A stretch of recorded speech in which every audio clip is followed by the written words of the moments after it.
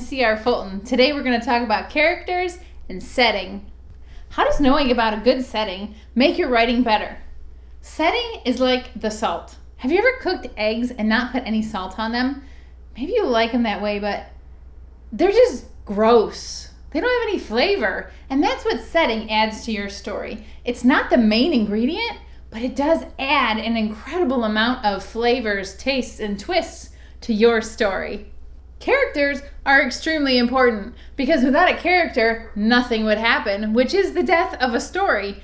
Character is salt. Okay, if you ate a whole blob of salt, it would burn your mouth. You don't really want that. But on top of your food, just a little bit, it's awesome. So think of your setting like a spice. Setting also must add to the believability of your story. It should help your plot move forward. It should make things logical as to why they happened that way. Sometimes you're driving through a town that you've never been to and you're like, oh, this is just like it is from my favorite book. Stop, we have to stop here. And that's the kind of setting that you want your reader to interact with. You want it to be the spice, but you want it to taste great. And you want it to contribute to your story, which is one of the most important things. You want your reader to be able to smell your story. You want them to be able to taste your story. You want them to be able to use all of their senses in their imagination to experience the same things that your characters are experiencing. And that's what setting does. So it sets boundaries, and it adds spice, it adds another level, and it also should create a wonderful environment for your reader to be in every time they get to escape to your writing. There are 3 types of setting. There's time. So when your story is set is really important and certainly will drive your plot to a huge degree, and it will determine a lot of what can happen in your story. 2 is the place. That's the actual nitty-gritty longitude, latitude, place of your story. It's the buildings, it's the roads, it's everything that your character is going to interact with, bump up against, and fight against in your story. The 3rd type of setting is the ecosystem, the environment, if you will. It's all of those small things that come together to make the time and the place turn into a reality for your reader. Characters are incredibly fun. Characters are the reason that you write a story. Whether you're writing about a pack of dogs who's fighting against a pack of wolves, you're humanizing those characters and you're giving them qualities that we understand and empathize with. So as you write your characters, keep in mind there are 2 main characters in every single book. A note on how many characters to write. I tend to write really tight characters. I don't tend to write a lot of characters. I don't want my readers to have to be struggling with, like, who's Mr. Jones and where does Sandy go and where did she? No. That's not what I want my readers to be doing. I want to develop characters who they're going to remember forever. And I want to develop enough to have a really nice, well-rounded story, but I don't want to swamp them down with details that they have to memorize or flip back through the book to discover, what character went where and who did what. So you have 2 main characters. You have your hero and you have your villain. Absolutely, the 2 most important things you're going to write are your hero and your villain. And they should have interactions together. Even if your hero doesn't know who your villain is until the end of the book, they need to have interactions. They need to have bumped up against each other, or at least rubbed up against each other's work or the results of each other's decisions. So as you write your hero, here's a few things that you should know. Your hero has to have some flaws. Reading about a perfect person is a little boring, and it's hard to believe because most people have a lot of flaws. So make sure that as you're writing your character, you give them some quirks, you give them some issues, and you give them specifically issues that they are going to overcome throughout your story. That's called your character arc. They start off here and they grow to become something new, better, and more excellent. by the end of your story. So make sure that your characters take that arc, that they grow and change and become more than they were at the beginning of your story, so that your reader feels satisfied and so that they feel like they've really connected with that person.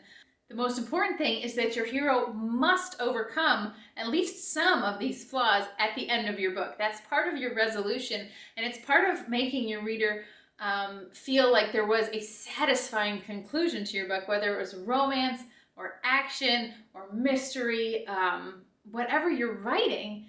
The reader needs to feel like there was a good conclusion, like that story was completed, and a lot of that is going to happen through your character overcoming flaws that they started out with in the beginning of your book.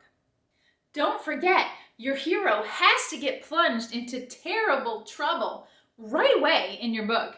And that doesn't have to be, action movie stuff like with car crashes and that sort of thing. It just means that your character needs to experience something that changes them in the beginning of the book, or something that forces them to begin to change. Often the beginning of your book is that driving thrust that's going to say, you can't stay this way any longer. You have to go out into a place that you've never been before. So move your character out of their ordinary world into a new world where they're experiencing things and overcoming and being overcome by their circumstances. The terrible trouble that your character was plunged into in the beginning of your book has to get more terrible somewhere around the midpoint to the 3/4 mark of your book. That's just what has to happen to engage a reader. Now, you do want to have some flow. You want to start out and grab your reader, hook your reader with terrible trouble, and then you want to give them some time to get to know your character a little bit, and then you want that terrible trouble to grow and get worse, and then you want them to come and be able to take a breather and say, maybe we can just enjoy this for a minute. And then that terrible trouble has to grow again. But your character must, absolutely, your hero must experience terrible trouble throughout the book, or else you don't have a book. And he must overcome that terrible trouble in the ending. The other character who is super important to your writing is your villain. And maybe they're not, a like superhero villain with a funky mask and whatever. But the important part of a villain is that they have a drive. The most important thing that your villain needs to do is to drive the plot. They are usually the one who is making circumstances happen, that is moving your main character along through your plot. The villain also has to be believable. Okay, you don't want a villain who's he just does things mean to be mean. You don't want to write a villain who he just picks on kids because he thinks it's funny. Your villain, in real life, a villain thinks they're right. They thought that they were absolutely right. Could go into politics here, but we're not. We're going to leave that alone. All alone. So anyway, your villain thinks they're right. Whatever it is that they believe and whatever is driving them to complete their part of your story, it has to be believable even for someone who doesn't agree with their reasoning, because they think they're right. The villain thinks they're right. They think that they're doing the thing that they have to do in order to complete their story.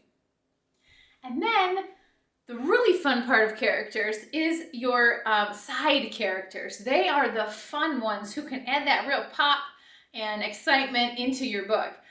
Writing side characters can be distracting. So first of all, you need to get to know your hero and your villain really well. You need to know them. Like if I asked you any question about them, you could fire off an answer at me. You wouldn't be like, I don't, have they ever worn glasses? No, maybe. Well, that's not the answer that you want to give. You want to know your characters inside and out, your two main characters. And then once you know them really well, you can begin to write side characters who are going to drive the plot. Don't forget, you don't want to just keep throwing words and scenes into your book just to make it longer, or into your story just to make it longer. You want to put everything in that's going to drive that plot, that's going to move something. What is the reason that you put that scene in your book? It has to be important to the book. So drive your plot forward through your side characters' interactions. Sometimes a side character becomes just so incredible and so deeply loved that they really need their own book. That has happened to me a couple of times, and that side character just became somebody that had a story to tell, and that's really cool. But as you write side characters, remember that they're the pop. They're the ones who you can really enjoy writing all those things that wouldn't work for a main character. They're just not believable enough for a main character. Maybe believable isn't the right word, but they're just a little bit too over the top for your main character. But that's where you can really pull in side characters who are just pure fun, and that's also what engages your reader even more, and makes them hungry for your work. So side characters are also the pop. They're the fun. They're the mischief. They're the goofball. But they do need to drive your plot forward.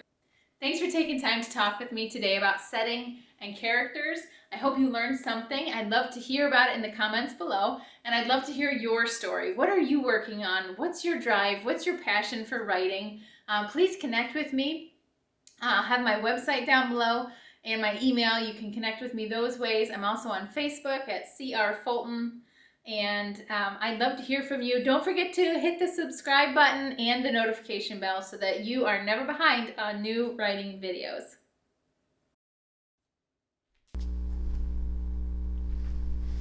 Drive your plot, not your pot, to a